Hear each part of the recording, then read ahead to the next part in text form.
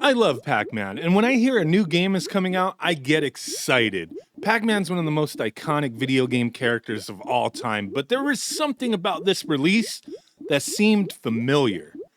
Today we're talking about Pac-Man Mega Tunnel Battle Chomp Champs.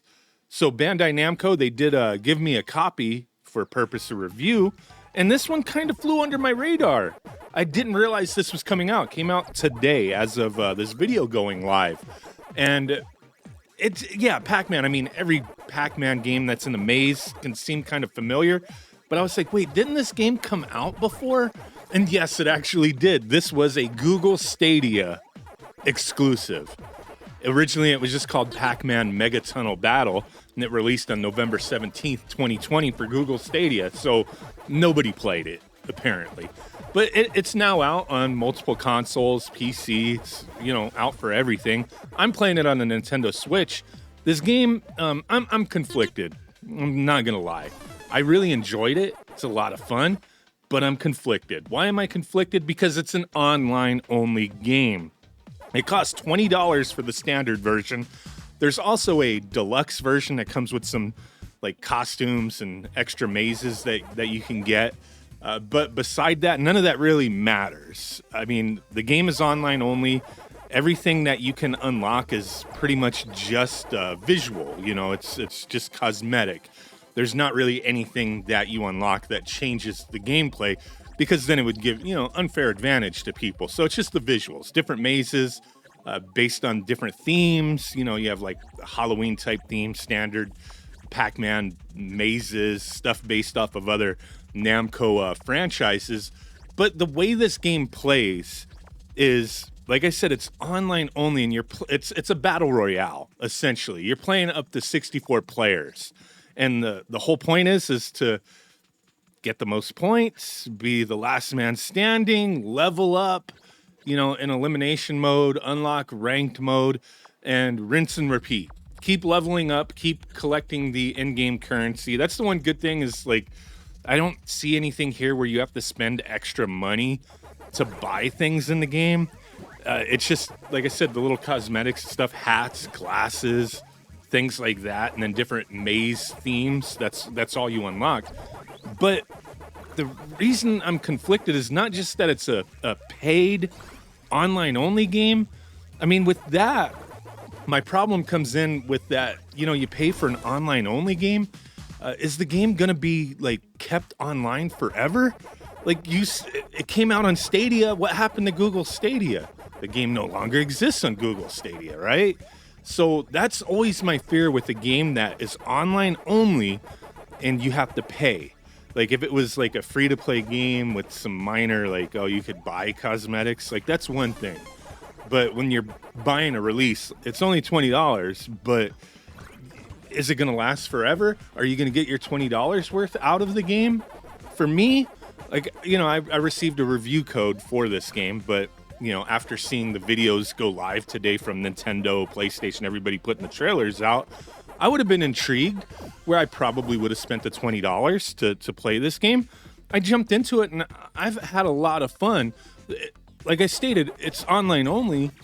My experience has been mostly fine. The first day I played it was before the release date, the official release date. So it took a little longer to get into games, it seemed. And there was some little lag here and there. But now that I've been playing it on release date, I haven't really had any issues. But the concept is you have your maze. There's tons of other mazes because there's 64 people playing together, or actually against each other.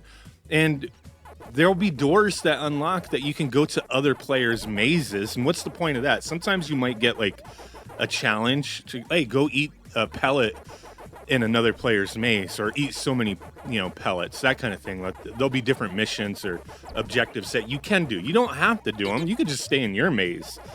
But I found I started having more fun because I started leveling up just staying in my maze. I wasn't even bothering going into anybody else's maze. I was like, let me just float through this, but I kept winning. I kept getting first place, and I'm like, okay, this is getting a little old. I feel like this is too easy, and people weren't coming to my maze either. I think maybe we all had the same idea. Stay in our own maze, what seems familiar, and don't venture out. But then when I started venturing out, that's when it started getting more fun. The games were getting more competitive because you can go kill the other Pac-Men in their mazes with power-ups, power pellets, different items that you can find.